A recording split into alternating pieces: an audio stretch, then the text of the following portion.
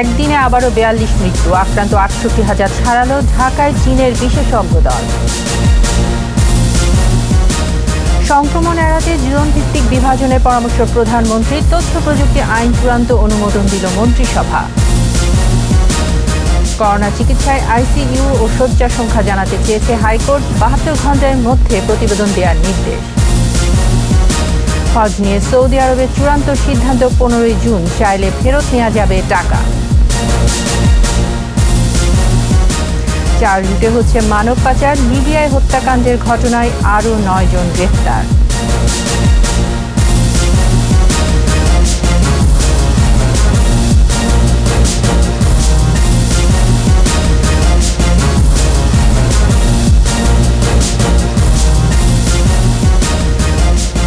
শুনছিলেন park security ইসলামী bank limited সংবাদ শিরোনাম। আমন্ত্রণ জানাচ্ছি সন্ধ্যা ৭টার ২১ সংবাদে, সাথে আছি আমি তাইজিন রহমান। দর্শক, ২১ টেলিভিশনের সংবাদ একই সাথে সরাসরি দেখতে পাবেন আমাদের ফেসবুক পেজ www.facebook.com/2124 অনলাইনে। এছাড়া সংবাদে আরও থাকছে: করোনাকালের বাজেটে বরাদ্দ বাড়ছে স্বাস্থ্য খাতে, সর্বোচ্চ গুরুত্ব দেওয়ার পরামর্শ বিশেষজ্ঞদের।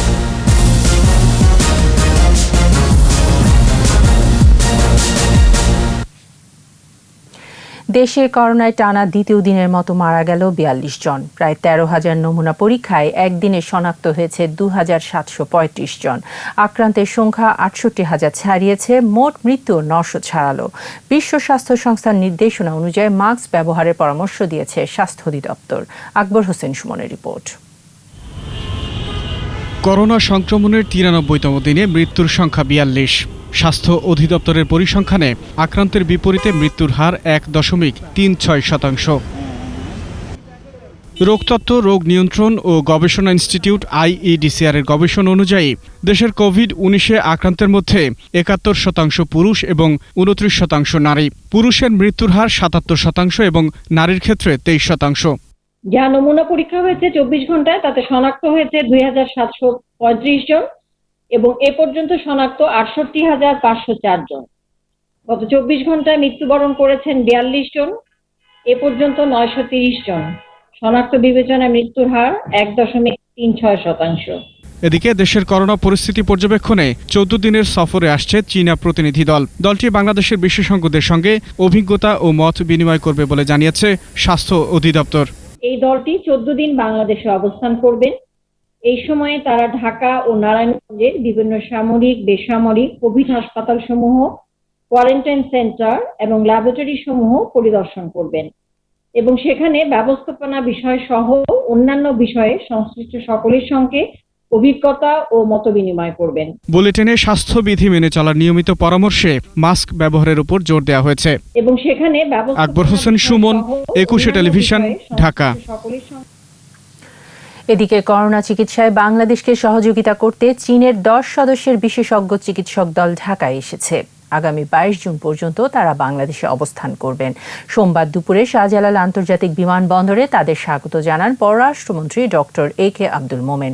সে সময় তিনি জানান, বিশ্বের সব দেশকে সম্মিলিতভাবে করোনা মহামারীকে মোকাবেলা করতে হবে।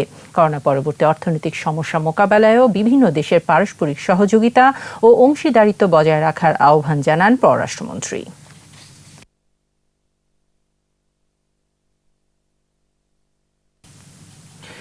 এদিকে করোনা উপসর্গ নিয়ে ভোলায় মারা গেছেন একজন। ময়মনসিংহের তারাকান্দায় এক নারী মৃত্যুর পর নমুনা পরীক্ষায় এসেছে করোনা পজিটিভ। প্রতিনিধিদের সহায়তা আরও জানাচ্ছেন সমর ইসলাম। করোনা উপসর্গ নিয়ে ভোলার দরগাপাড়ায় শফিকুল ইসলাম নামে একজনের মৃত্যু হয়েছে। কদিন ধরে তিনি জ্বর, কাশি ও শ্বাসকষ্টে ভুগছিলেন। জেলায় নতুন করে ৬ জন সহ আক্রান্ত হয়েছে ৬৮ জন, সুস্থ হয়েছে ১৮ জন। ময়মনসিংহের তারাকান্দায় গত মঙ্গলবার করোনা উপসর্গ নিয়ে মারা যান অজুফা খাতুন নামে এক নারী। নমুনা পরীক্ষায় করোনা পজিটিভ আসে, তার বাড়ি লকডাউন করা হয়েছে। বান্দরবানে আরও ৩ জনের করোনা পজিটিভ পাওয়া গেছে। তারা হলেন পার্বত্য চট্টগ্রাম বিষয়ক মন্ত্রীর ব্যক্তিগত কর্মকর্তা মোহাম্মদ খলিলুর রহমান, গৃহপরিচালক থোয়াই চোপ্রু মারমা এবং পৌর মহিলা আওয়ামী লীগের সাধারণ সম্পাদিকা এমি চিং মারমা। সিলেটে ২৪ ঘণ্টায় ১৮৭ জনের নমুনা পরীক্ষায় ৩৬ জন করোনা সংক্রমিত বলে শনাক্ত হয়েছে। সুনামগঞ্জে আক্রান্ত হয়েছে আরও ৩৪ জন। সিলেট উসমানী মেডিকেল কলেজ এবং শাহজালাল বিজ্ঞান ও প্রযুক্তি বিশ্ববিদ্যালয়ের ল্যাবে নমুনা পরীক্ষার পর তারা শনাক্ত হন। 24 ঘন্টায় রংপুর সদরে নারী ইউপি চেয়ারম্যান ও তার স্বামীসহ 14 জনের করোনা পজিটিভ হয়েছে। এ নিয়ে জেলায় আক্রান্তের সংখ্যা দাঁড়ালো 482 জনে। তাদের বাড়ি লকডাউন করা হয়েছে। ঠাকুরগাঁওয়ের নার্স, ল্যাব কর্মচারী ও শিশুসহ নতুন করে 9 জন করোনায় আক্রান্ত হয়েছেন। জেলায় সুস্থ হয়েছেন 43 জন। এছাড়া বগুড়ায় একদিনে 161 জন সহ 790, দিনাজপুরে নতুন 10 জন সহ 315 এবং চুয়াডাঙ্গায় 6 পুলিশ সদস্য সহ নতুন করে 10 জন করোনায় আক্রান্ত হয়েছেন। সমর ইসলাম, 21 টেলিভিশন। করোনা পরিস্থিতি নিয়ন্ত্রণ ও সংক্রমণ এড়াতে জোন বিভাজনকে সমর্থন দিয়েছেন প্রধানমন্ত্রী শেখ হাসিনা। জাতীয় সংসদ ভবনে মন্ত্রিপরিষদ সভাকক্ষে মন্ত্রিপরিষদ বৈঠকে নির্ধারিত আলোচনার বাইরে এ নিয়ে নানা পরামর্শ দেন প্রধানমন্ত্রী। যেসব এলাকায় করোনার অধিক সংক্রমণ সেসব এলাকা করোনামুক্ত করতে রেড জোন ঘোষণার পরামর্শ দিয়েছেন তিনি। পাশাপাশি এপিডেমিক অ্যাক্ট বাস্তবায়নের তাগিদও দেন প্রধানমন্ত্রী। এছাড়া তথ্য প্রযুক্তি ব্যবহার করে দেশের সব আদালতে বিচার কার্য অব্যাহত রাখতে তথ্য প্রযুক্তি ব্যবহার আইনের চূড়ান্ত অনুমোদন দেওয়া হয় মন্ত্রিসভায়।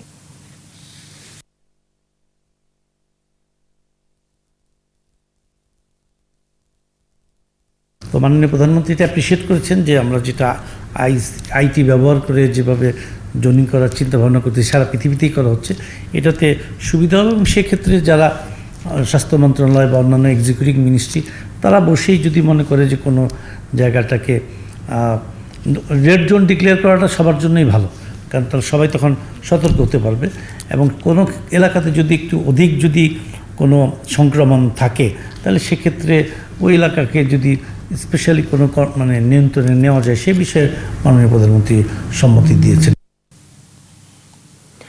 করোনা চিকিৎসায় সারা দেশে আইসিইউর সেন্ট্রাল মনিটরিং আছে কিনা জানতে চেয়েছেন হাইকোর্ট। একই সঙ্গে কোভিড-19 রোগীদের জন্য কতটি আইসিইউ ও শয্যা আছে তা 72 ঘন্টার মধ্যে জানাতে নির্দেশ দিয়েছে হাইকোর্টের virtual bench.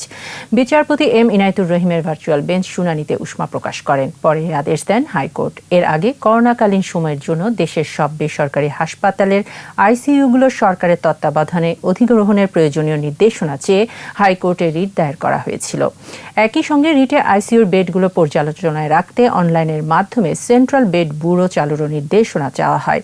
Bangabandhu Sheikh Mujib medical বিশ্ববিদ্যালয়ের deputy registrar doctor Abdullah Al মামুনের পক্ষে অ্যাডভোকেট ইয়াদিয়া জামান রিটটি দায়ের করেন। স্বাস্থ্য মন্ত্রণালয়, দুর্যোগ ব্যবস্থাপনা ও ত্রাণ মন্ত্রণালয় এবং পরিকল্পনা মন্ত্রণালয়ের সচিব, ঢাকা ও চট্টগ্রামের জেলা প্রশাসক সহ 6 জনকে রিটে বিবাদী করা হয়। এবছরের হজ পালনের বিষয়ে 15 জুনের মধ্যে সৌদি আরবের চূড়ান্ত সিদ্ধান্ত জানা যাবে, জানিয়েছেন ধর্ম প্রতিমন্ত্রী অ্যাডভোকেট শেখ মোহাম্মদ আবদুল্লাহ। একই সাথে বাংলাদেশ থেকে হজে যেতে ইচ্ছুকদের সব ধরনের প্রস্তুতি নিয়ে রাখার আহ্বান জানান তিনি। কোনো কারণে এবার হজ করতে না পারলে চাইলে টাকা ফেরত নিতে পারবেন অথবা পরবর্তী বছর হজে যেতে পারবেন বলেও জানান মন্ত্রী। জসিম জুয়েলের রিপোর্ট। করোনা দুর্যোগে এবার হজ হবে কিনা তা নিয়ে এখনও দ্বিধাদ্বন্দ্বে সৌদি সরকার। দেশটিতে লকডাউন শিথিল করা হলেও হজের বিষয়ে এখনও কোনো সিদ্ধান্তে আসেনি। তাই বিশ্বের সব দেশের হজ করতে ইচ্ছুকরা অপেক্ষায় আছেন সৌদি সরকারের সিদ্ধান্তের। তবে বাংলাদেশের পক্ষ থেকে হজের সব ধরনের প্রস্তুতি নিয়ে রাখা হয়েছে বলে জানিয়েছেন ধর্ম প্রতিমন্ত্রী শেখ মোহাম্মদ আবদুল্লাহ। বলেন, সৌদি সরকার ঘোষণা দিলে পবিত্র হজ পালনের জন্য মুসল্লিদের পাঠানো হবে। সৌদি আরবও চেষ্টা করতেছে, তারা সকলে মিলে সিদ্ধান্ত নিয়ে এই মাসের 15 তারিখের মধ্যে পজিটিভ একটা সিদ্ধান্ত আসবে। তাহলে আমরা ইনশাআল্লাহ যারা আমাদের প্রক্রিয়া সম্পন্ন করেছেন নিশ্চয়ই তারা হজে যেতে পারবেন। সরকারি ও বেসরকারি ব্যবস্থাপনায় এবার হজ পালনে নিবন্ধন করেছেন প্রায় 66,000। এবার যেতে না পারলে আগামী বছর তারা অগ্রাধিকার পাবেন বলেও জানান ধর্ম প্রতিমন্ত্রী। যদি এই করোনা ভাইরাসের কারণে আপনারা হজে যেতে ব্যর্থ হন, আপনারা টাকা চাইলে টাকা ফেরত পাবেন এবং এখানে আপনারা যদি হজে যেতে চান পরবর্তী বছর ইনশাআল্লাহ আপনাদের সেই সুযোগ প্রদান করা হবে। এজেন্সির মাধ্যমে যারা টাকা জমা দিয়েছেন তাদের টাকা মার যাওয়ার কোনো সম্ভাবনা নাই। প্রাকৃতিক দুর্যোগ মহামারীর কারণে এর আগেও হজ বেশ কয়েকবার বাতিল হয়েছিল। সবশেষ 1798 সালে হজ হয়নি। চাঁদ দেখা সাপেক্ষে 30 জুলাই এবার হজ হওয়ার কথা। সে অনুযায়ী হজ ফ্লাইট শুরু হতে পারে 23 জুন থেকে। জসিম জুয়েল, 21 টেলিভিশন, ঢাকা। 4টি রুটে লিবিয়ায় মানব পাচার হচ্ছে। পাচারকারীরা বাংলাদেশ ও লিবিয়ায় সমানভাবে তৎপর, বলছে আইনশৃঙ্খলা রক্ষাকারী বাহিনী। 26 বাংলাদেশি হত্যাকাণ্ডের ঘটনায় জড়িত থাকার অভিযোগে আরও 9 জনকে আটক করার পর এ তথ্য জানানো হয়। এ নিয়ে এ ঘটনায় 20 জন গ্রেফতার হলো। বিস্তারিত আহমদ বাবুর রিপোর্টে। রাজধানীর বিভিন্ন এলাকায় অভিযান চালিয়ে রোববার রাতে মানব পাচার চক্রের 6 সদস্যকে গ্রেপ্তার করে ডিবি পুলিশ। সোমবার ডিএমপির মিডিয়া সেন্টারে সংবাদ সম্মেলনে জানানো হয়, গ্রেপ্তার হওয়ারা স্থানীয় দালাল, দেশীয় পাচারকারী ও লিবিয়ায় ক্যাম্পের মালিক। আমরা যে গ্রুপগুলোকে আইডেন্টিফাই করেছি সেগুলোর গভীরে গিয়ে তাদের টোটাল রুটটাকে আমরা উদ্ঘাটন করেছি। তাদের কর্মকাণ্ড, দেশ বিদেশে যোগাযোগ, সদস্য সংখ্যা নিয়েও নানা তথ্য জানানো হয় সংবাদ সম্মেলনে। যারা এটার সঙ্গে ইনভলভ, যারা ইতিমধ্যে লিবিয়াতে আছে এবং লিবিয়াতে থেকে যারা এই অর্থের এই ট্রানজ্যাকশনগুলো করে তাদেরকে ধরার জন্য আইনি প্রক্রিয়ায় আমাদের চেষ্টা অব্যাহত আছে। অপর এক অভিযানে লিবিয়ায় মানব পাচার চক্রের আরও 3 সদস্যকে গ্রেপ্তার করে সিআইডি। 28 মে লিবিয়ার মিজদাতে 26 বাংলাদেশিকে গুলি করে হত্যা করে মানব পাচারকারীরা। আহমদ বাবু, 21 টেলিভিশন, ঢাকা। এবার আমাদের বিশেষ আয়োজন বাজেট।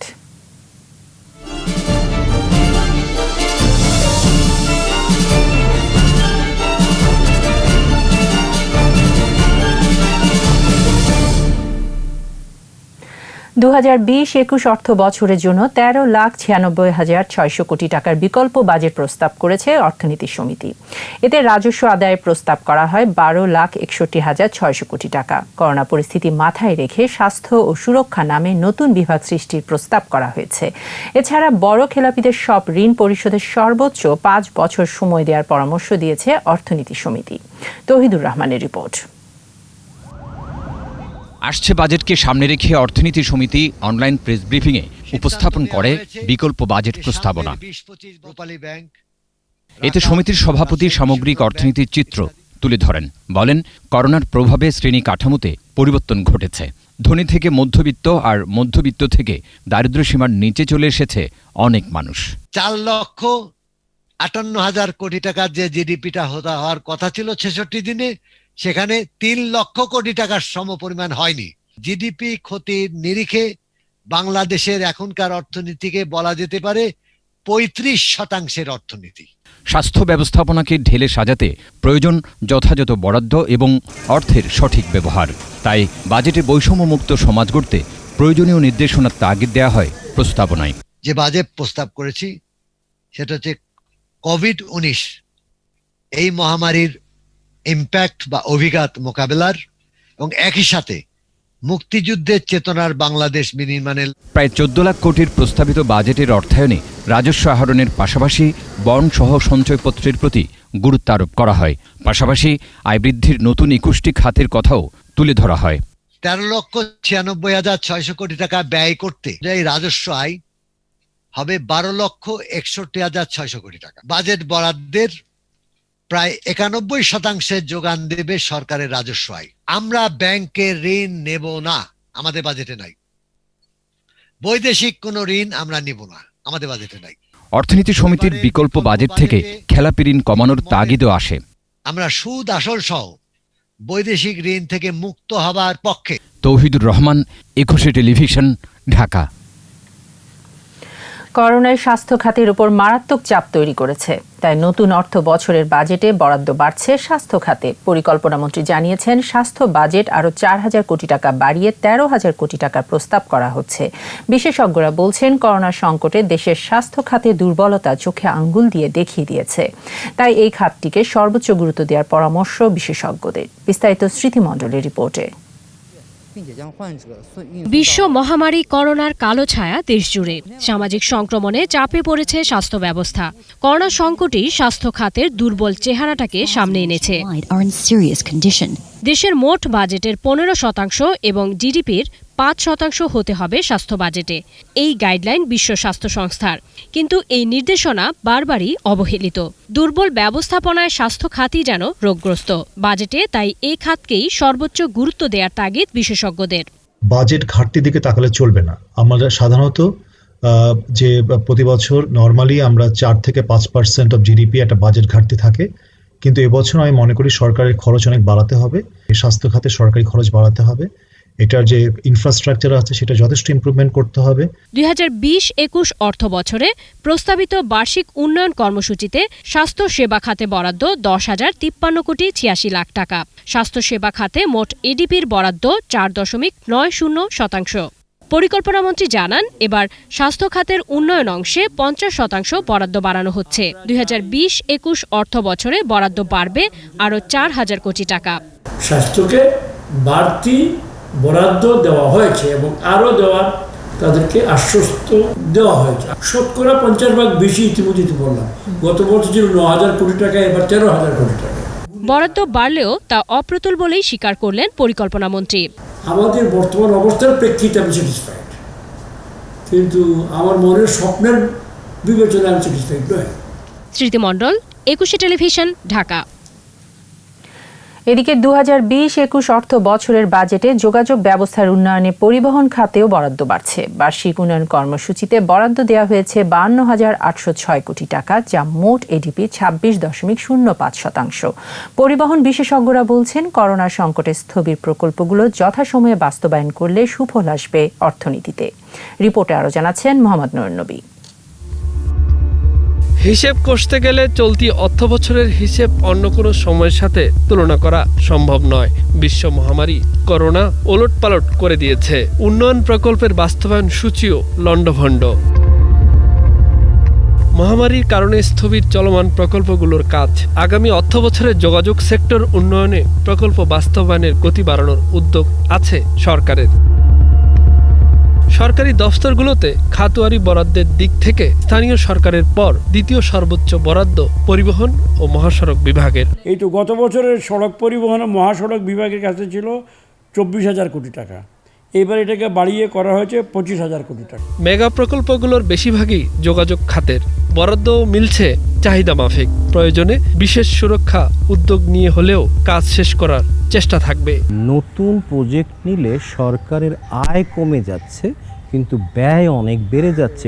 এই আয় ব্যয়ের সমন্বয় রেখে আমি চলমান কাজগুলিকে দ্রুত সম্পন্ন করার জন্য আয়োজনটা করাটাই আমাদের সবচেয়ে গুরুত্ব পাওয়া উচিত। রিশিডিউল করা হলেও পিছিয়ে পড়া প্রকল্পগুলোর নির্মাণ কাজ যথাসময়ে শেষ করার তাগিদ দিচ্ছেন যোগাযোগ বিশেষজ্ঞরা। সামনে হয়তো আরও স্থবিরতা থাকতে পারে, অথবা আরম্ভ হলেও ফুল স্ট্রেংথে হবে না।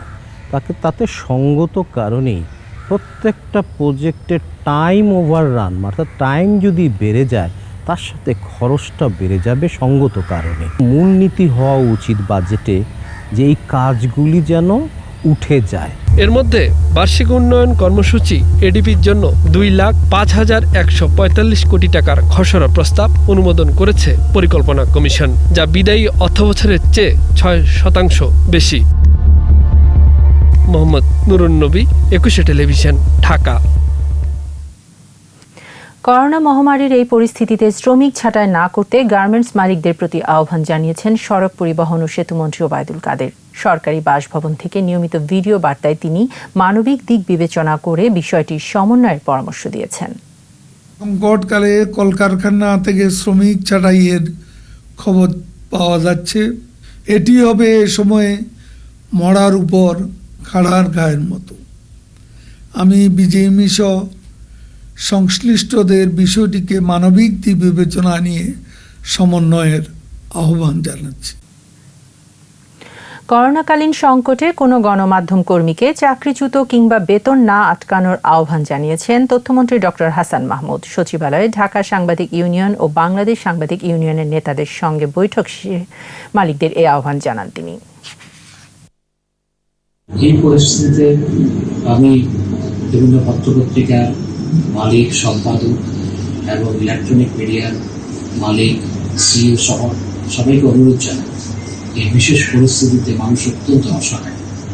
যারা কাজ করছে, যারা চাকরিজীবী, তারা অসহায়। সুতরাং এই পরিস্থিতিতে আমি আগেও বলেছি, আজকে আবার পুনরুল্লেখ করব, কাউকে যেন চাকরিচ্যুত করা না হয়। করোনা সংক্রমণের ঝুঁকি নিয়েও দায়িত্ব পালন করে যাচ্ছে র্যাব, বলেছেন র্যাপিড অ্যাকশন ব্যাটালিয়ন র্যাবের মহাপরিচালক আব্দুল্লাহ আল মামুন। রাজধানীর কারওয়ান বাজারে মিডিয়া সেন্টারে র্যাবের করোনা আক্রান্ত সদস্যের চিকিৎসা মনিটরিংয়ের জন্য অ্যাপ্লিকেশন সফটওয়্যার উদ্বোধন করে তিনি বলেন, আইন শৃঙ্খলা নিয়ন্ত্রণের পাশাপাশি করোনা সংক্রমণ রোধে কাজ করে যাচ্ছে র্যাব সদস্যরা। এ সময় র্যাবের পক্ষ থেকে ক্রাইম রিপোর্টার অ্যাসোসিয়েশন ক্র্যাবকে চিকিৎসা সামগ্রী এবং করোনায় মৃত্যুবরণ করা সাংবাদিক পরিবারের সদস্যদের আর্থিক সহযোগিতার চেক হস্তান্তর করেন র্যাবের মহাপরিচালক। জীবন আমাদের সহকর্মীদের জীবন উৎসর্গ করেও দেখা যায় যে আমরা কিন্তু কাঁধে কাঁধ মিলিয়ে মানব জাতির সেবায় আমরা কিন্তু ফ্রন্টলাইনে সবাই মিলে একসাথে দায়িত্ব পালন করছি। মশক নিয়ন্ত্রণ অভিযানের তৃতীয় দিনে ১৭৫টি বাড়ি ও স্থাপনায় এডিস মশার লার্ভা পাওয়ায় ৫৪,০০০ টাকা জরিমানা করেছে ঢাকা উত্তর সিটি কর্পোরেশন। তাছাড়া নগরবাসীকে ডেঙ্গু থেকে সুরক্ষা দিতে দক্ষিণ সিটিতে চলছে মশক নিয়ন্ত্রণ অভিযান। সকাল বিকেল ৪ ঘণ্টা করে লার্ভিসাইডিং এবং ফগার মেশিন ব্যবহার করে মশা নিয়ন্ত্রণে আনার কাজ করছেন তারা। মাহমুদ হাসানের রিপোর্ট। ডেঙ্গু রুখতে মাঠে ঢাকার ২ সিটি কর্পোরেশন। আগের নিয়ম পরিবর্তন করে ২ বেলায় বাড়তি সময় দিয়ে মশক নিধনে ওষুধ ছিটানো হচ্ছে অলিগলি আর জমে থাকা পানিতে। মহাখালী এলাকায় অভিযান চালায় উত্তর সিটি কর্পোরেশন। হাজারেরও বেশি বাড়ি ও স্থাপনায় অভিযান চালায় তারা। এ সময় নির্মাণাধীন বেশ কয়েকটি ভবনে মেলে মশার লার্ভা। অর্থদণ্ডে দণ্ডিত করা হয় তাদের। এই যে ভবনটি দেখা যাচ্ছে মহাখালীতে, এই ভবনটিতে আমরা এর আগেও আসছিলাম। আমরা তাদেরকে সচেতন করে যাই যেন নেক্সটে আর আমরা এরকম এডিস মশার লার্ভা পাইনি। তো আজকে তো স্পষ্টতই দেখা যাচ্ছে যে এখানে এডিস মশার লার্ভা পাওয়া গেছে। ভুল স্বীকার করতে নারাজ দণ্ডিতরা। কয়েকবার সতর্ক করার পরেও টনক নড়েনি এসব ভবন ঠিকাদার এবং মালিক পক্ষের। এটা ভুলে রয়ে গেছে এখানে, তো যে এখানে ছিল ভুলে বাউন্ডারির পাশে। দক্ষিণ সিটি কর্পোরেশন এলাকায়ও মশক নিয়ন্ত্রণ কার্যক্রম চলছে। শাহবাগ, ঢাকা বিশ্ববিদ্যালয় ও তার আশেপাশের এলাকায় মশক নিয়ন্ত্রণে অভিযান চালায় এই এলাকার কাউন্সিলর। সিটি কর্পোরেশন কর্মীরা যদি কাজ করে আর আমাদের কাউন্সিলররা যারা একটু যদি সচেতন থাকে, সাধারণ মানুষ যদি সচেতন থাকে, তাহলে আমার মনে হয় না যে মশার এই প্রবলেমটা আর থাকবে। অভিযান অব্যাহত থাকলে এডিস মশার বিস্তার রোধ করে নিয়ন্ত্রণে রাখা সম্ভব বলেও জানায় তারা। মাহমুদ হাসান, ২১ টেলিভিশন, ঢাকা। করোনার এই সময়ে ওষুধ কালোবাজারের বিরুদ্ধে সাঁড়াশি অভিযান শুরু করেছে পুলিশ সহ আইন শৃঙ্খলা বাহিনী। ওষুধের পাইকারি ব্যবসা কেন্দ্র হাজারীগলিতে একদিনে ৩০টিরও বেশি দোকানে অভিযান চালিয়ে জরিমানা করেছে ১১ লাখ টাকা। বিপ্লব মজুমদারের ক্যামেরায় চট্টগ্রাম থেকে রিপোর্ট করছেন হাসান ফেরদৌস। চট্টগ্রামে করোনা আক্রান্ত রোগীর সংখ্যা বেড়ে যাওয়ার সাথে সাথে বাড়তে শুরু করে জীবন রক্ষাকারী বিভিন্ন ঔষধের দাম। ওষুধের পাইকারি ব্যবসা কেন্দ্র হাজারীগলি সহ বিভিন্ন স্থানে জীবন রক্ষাকারী ঔষধের তৈরি হয় কৃত্রিম সংকট। অভিযোগ উঠে বাড়তি দামে ওষুধ বিক্রির। ওষুধ থেকে শুরু করে চিকিৎসা সেবায় একটা নৈরাজ্য চলছে। নানা পেশাজীবী সংগঠন সকলকে এক করে সরকার একটি জাতীয় পরামর্শ কমিটি করা হোক। কাগজে ছাড়া আর কোথাও দেখছি না, পত্রিকায় অনলাইন নিউজগুলো ছাড়া। প্রতিদিন আমরা খবর পাচ্ছি অমুক হসপিটালকে করোনা আইসোলেশন সেন্টার করা হবে, অমুক হসপিটালকে করোনা চিকিৎসা দেওয়া হবে, কিন্তু আদতে সব কিছুই দেখছি না। ওষুধের কৃত্রিম সংকটের বিরুদ্ধে অভিযানের নামে ৪ জন নির্বাহী ম্যাজিস্ট্রেটের নেতৃত্বে আইন শৃঙ্খলা বাহিনী পুলিশের পক্ষ থেকে চালানো হয় প্রচারণা।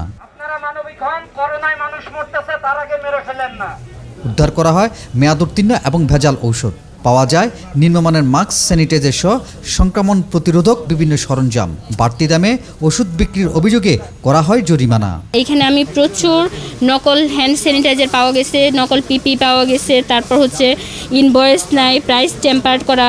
পুলিশ জানিয়েছে অভিযুক্তদের বিরুদ্ধে মামলাও হয়েছে। যার সর্বোচ্চ সাজা যাবজ্জীবন সাজা হতে পারে। যে কালোবাজারের যে অপরাধ, অধিক মূল্যে, নির্দিষ্ট মূল্য থেকে অধিক মূল্যে বিক্রি করা, এটাও কালোবাজারের সংজ্ঞায় পড়ে। জীবন রক্ষাকারী ওষুধ সরবরাহ নিশ্চিত করার পাশাপাশি বাড়তি দামে ওষুধ বিক্রি এবং ওষুধের কৃত্রিম সংকটকারীদের বিরুদ্ধে অভিযান অব্যাহত রাখার দাবি নাগরিকদের। হাসান ফেরদৌস, ২১ টেলিভিশন, চট্টগ্রাম। অধ্যাপক জামিলুর রেজা চৌধুরী, অধ্যাপক আনিসুজ্জামানের শূন্যস্থান পূরণ হওয়ার নয়। অনলাইন নাগরিক স্মরণসভায় এমনটাই বলেন বিশিষ্টজনরা। সিটিজেন প্ল্যাটফর্ম ফর এসডিজিস এই স্মরণসভার আয়োজন করে। এ সময় সম্প্রতি করোনায় প্রাণ হারানো শিক্ষাবিদ নীলুফার মঞ্জুরকে স্মরণ করেন তারা। আলোচনায় অংশ নেন ডক্টর ওয়াহিদুদ্দিন মাহমুদ, রাশেদা কে চৌধুরী, মোস্তফা মানোয়ার, ডক্টর হামিদা হোসেন সহ বিশিষ্টজনেরা।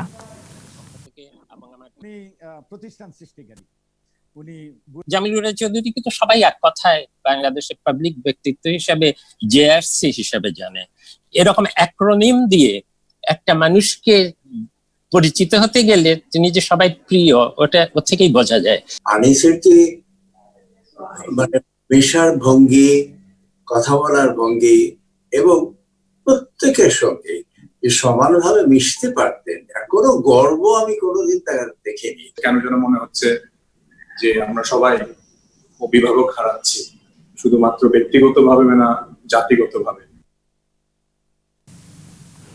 ঢাকা উত্তর সিটির পূর্ব রাজাবাজার এলাকা মঙ্গলবার রাত 12টার পর থেকে পরীক্ষামূলকভাবে লকডাউন করা হবে। কোভিড-19 আক্রান্ত রোগীর সংখ্যার ঘনত্ব বেশি হওয়ার কারণে এই সিদ্ধান্তের কথা জানান মেয়র আতিকুল ইসলাম। আগামীকাল মঙ্গলবার দিন শেষে রাত্র 12টা 1 মিনিট থেকে আমরা ঢাকা পূর্ব রাজাবাজার যে জায়গাটা আছে সেটিকে আমরা লকডাউন করে দিচ্ছি। আমি অনুরোধ করব যে জনগণকে যে আসুন আমাদেরকে সহায়তা করুন, আপনাদের সহায়তাতে কিন্তু আমরা করোনা ভাইরাস যেটা আছে কোভিড-19কে আমরা দূর করতে পারবো। দেশের আন্তর্জাতিক মানের হোটেলগুলো আবার চালু হলেও অতিথি পাওয়া নিয়ে আছে সংশয়। করোনা পরিস্থিতি স্বাভাবিক না হলে অধিকাংশ হোটেল কার্যক্রম শুরু করতে পারবে না বলেও আশঙ্কা সংশ্লিষ্টদের। মেহেদী হাসানের রিপোর্ট। করোনা মোকাবেলায় গত 26 মার্চ থেকে সাধারণ ছুটি ঘোষণার পর ফাঁকা ছিল দেশের আন্তর্জাতিক মানের হোটেলগুলো। 31 মে থেকে আবার সব খুলে দেওয়া হলেও দেশে করোনা সংক্রমণ বাড়ছেই। এখনও বন্ধ আন্তর্জাতিক রুটের অধিকাংশ ফ্লাইট, তাই আসা যাওয়া নেই বিদেশি অতিথিদের। ইন্টারকন্টিনেন্টাল তো বেশ কয়েকদিন আগেই খুলছে, রেডিসন তো কয়েকদিন আগেই খুলেছে। আগামীকাল আমার মনে হয় প্যান প্যাসিফিক সোনার হোটেল খুলবে। বাট এখন প্রশ্ন হচ্ছে যে গেস্ট এখন যে পর্যন্ত ফুলি ইন্টারন্যাশনাল ফ্লাইট শুরু না হবে ওই গেস্ট তো কোথা থেকে আসবে? গড়ে 60% কক্ষ পূর্ণ না থাকলে লোকসান গুনতে হয়। এক্ষেত্রে পরিস্থিতির আরো অবনতি হলে হোটেলগুলো চালানো সম্ভব হবে না বলেও উল্লেখ করেন তিনি। করোনা ভাইরাসের যে অ্যাটাক কিভাবে হচ্ছে না হচ্ছে এটাও তো মানুষের জন্য দেখবে বাইরে। যদি মনে করে না বাংলাদেশ ইজ সেফ আসবে, যদি মনে করে না বাংলাদেশ ইজ নট সেফ তখন ওরা ওইভাবে একটা দুই রকম তারা চিন্তা করবে। এখন আমাদের সবচেয়ে ইম্পর্টেন্ট হচ্ছে আমরা কিভাবে আমাদের যে অ্যাটাক কিভাবে কমানো যায়। ওটা হলে যেরকম তুমি যদি এখন আমেরিকাতে দেখো ওখানে দেখো কমতেছে, আমাদের এখানে বাড়তেছে, আমরা কিভাবে কমাবো এটাই আমাদের একটু চিন্তা করাবো। বাংলাদেশ ইন্টারন্যাশনাল হোটেল অ্যাসোসিয়েশনের বর্তমান সদস্য সংখ্যা 39।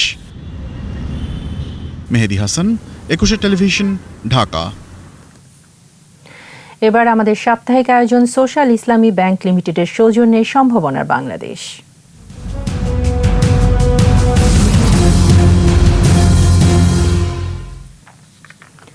সিরাজগঞ্জের চরাঞ্চলের মানুষ এখন আত্মনির্ভরশীল, আর এই অগ্রগতির চালিকা শক্তি কৃষি ও প্রাণী সম্পদ খাতের বিকাশ। প্রধানমন্ত্রী শেখ হাসিনার নির্দেশে চরের মানুষের জন্য আধুনিক সুবিধা নিশ্চিত করতে নানা পদক্ষেপ নেওয়া হয়েছে বলে জানিয়েছে জেলা প্রশাসন। সিরাজগঞ্জ প্রতিনিধি স্বপন মির্জার রিপোর্ট, জানাচ্ছেন মাসুম আলিসা। একদা দরিদ্র জনপদ সিরাজগঞ্জের ধুবুলিয়া, আওড়াকান্দি, বিলজলহর, দত্তকান্দি ও বাউসাচর এখন দারিদ্র্য পালিয়েছে যেন। আছে ল্যাম্পপোস্ট, প্রশস্ত সড়ক, ব্রিজ, শিক্ষা প্রতিষ্ঠান, উপাসনালয়, সাজানো বাড়িঘর, স্বাচ্ছন্দ্যময় জীবনেরই কথা বলে।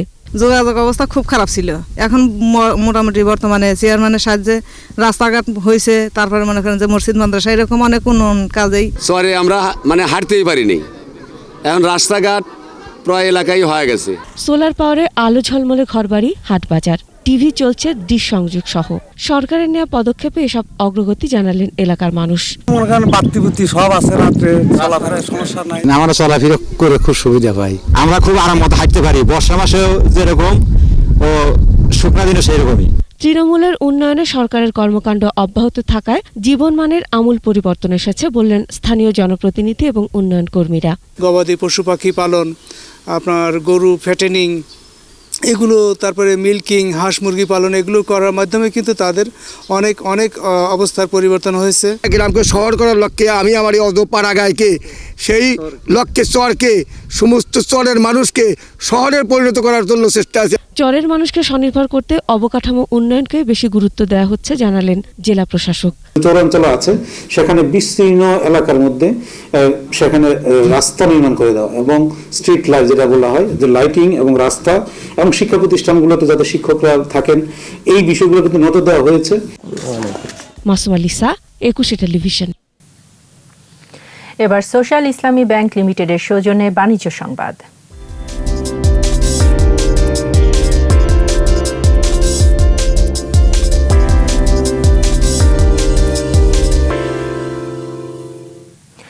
ইসলামী ব্যাংক বাংলাদেশের ঢাকা সাউথ জোনের বিশেষ ভার্চুয়াল ব্যবসায় উন্নয়ন সম্মেলন হয়েছে। সম্মেলনে প্রধান অতিথি ছিলেন ব্যাংকের ম্যানেজিং ডিরেক্টর ও সিইও মোহাম্মদ মাহবুবুল আলম। বক্তব্য দেন additional managing director Mohammad Munirul Maola, Mohammad Kaiser Ali এবং মোহাম্মদ ওমর ফারুক খান। বক্তারা জোনের সামগ্রিক ব্যবসায়িক কার্যক্রম ও অগ্রগতিতে সন্তোষ প্রকাশ করেন এবং সাফল্যের ধারা অব্যাহত রাখতে নির্দেশনা দেন। আন্তর্জাতিক ক্রিকেট থেকে অবসরের 5 বছর পর খেলাধুলায় বিশেষ অবদানের জন্য অর্ডার অফ অস্ট্রেলিয়া খেতাব পেয়েছেন দেশটির বিশ্বকাপ জয়ী অধিনায়ক মাইকেল ক্লার্ক। ব্রিটেনের রানীর জন্মদিনে নিজেদের ক্ষেত্রে অবদান রাখার জন্য অস্ট্রেলিয়ার নাগরিকদের এই সম্মাননা দেওয়া হয়। চলতি বছর ক্লার্ক ছাড়াও খেতাব পেয়েছেন অস্ট্রেলিয়ার নারী ক্রিকেট দলের সাবেক তারকা লিনেটে লারসেন। 2015 সালে আন্তর্জাতিক ক্রিকেট থেকে অবসর নেন ক্লার্ক। 5 বছর পর কেন 39 বছর বয়সী তারকা এই খেতাব পেলেন সেই কারণ ব্যাখ্যা করে গভর্নর জেনারেলের অফিস থেকে লেখা হয়েছে, একজন খেলোয়াড় হিসেবে জাতীয় ও আন্তর্জাতিক পর্যায়ে এবং সমাজে অধিনায়কত্বের মাধ্যমে অসামান্য অবদানের স্বীকৃতি এটি। আর এরই সাথে শেষ করছি সন্ধ্যা 7টার 21 সংবাদ। যাবার আগে ফার্স্ট সিকিউরিটি ইসলামী ব্যাংক লিমিটেড সংবাদ শিরোনামগুলো জানিয়ে দিচ্ছি আরও একবার। একদিনে আবারও 42 মৃত্যু, আক্রান্ত 68,000 ছাড়ালো ঢাকায় চীনের বিশেষজ্ঞ দল। সংক্রমণ এড়াতে জোন ভিত্তিক বিভাজনের পরামর্শ প্রধানমন্ত্রীর, তথ্য প্রযুক্তি আইন চূড়ান্ত অনুমোদন দিল মন্ত্রিসভা। করোনা চিকিৎসায় আইসিইউ ও শয্যা সংখ্যা জানতে চেয়েছে হাইকোর্ট, 72 ঘন্টার মধ্যে প্রতিবেদন দেওয়ার নির্দেশ। হজ নিয়ে সৌদি আরবে চূড়ান্ত সিদ্ধান্ত, 15 জুন চাইলে ফেরত নেওয়া যাবে টাকা। চারদিকে হচ্ছে মানব পাচার, লিবিয়ায় হত্যাকাণ্ডের ঘটনায় আরও 9 জন গ্রেফতার।